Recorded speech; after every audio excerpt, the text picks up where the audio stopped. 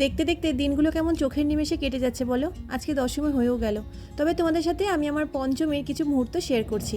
সন্ধ্যের দিকে আমি আর বোন রেডি হয়ে বেরিয়ে গিয়েছি। আমাদের এবছরের পুজো দেখা শুরু হবে পাড়ার প্যান্ডেল থেকে।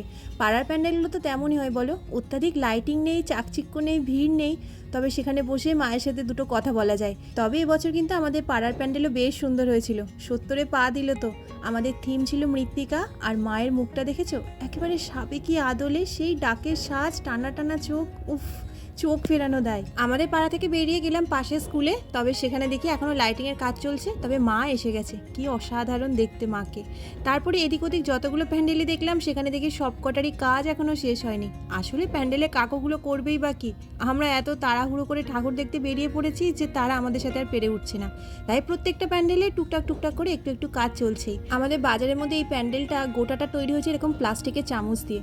এখানেও মা চলে এসেছেন, তবে এখানেও টুকটাক করে কিছু না কিছু কাজ চলছে। ছোটবেলায় যে পুজো আমরা 4 দিনে কাটাতাম, এখন তো তা প্রায় 10 দিনে গিয়ে দাঁড়িয়েছে। মানে ওই মহালয়ার পর থেকেই তো শুরু হয়ে যায়। তারপর এই প্যান্ডেল দেখে একটুখানি এগোতে না এগোতে আরেকটা প্যান্ডেলে পৌঁছে গেলাম। আর এটাই ছিল আজকে আমাদের শেষ প্যান্ডেল। তবে এখানের কাজ আজকে জোর কদমে চলছে, তাই ভেতরে খুব একটা মানুষের এন্ট্রি হচ্ছিল না। তো যাই হোক, বাইরে বাইরে দেখে আমি আর বোন এখন বাড়ি ফিরি। তোমরা কেমন মজা করলে আমাকে কমেন্টে জানাতে ভুলো না। টাটা।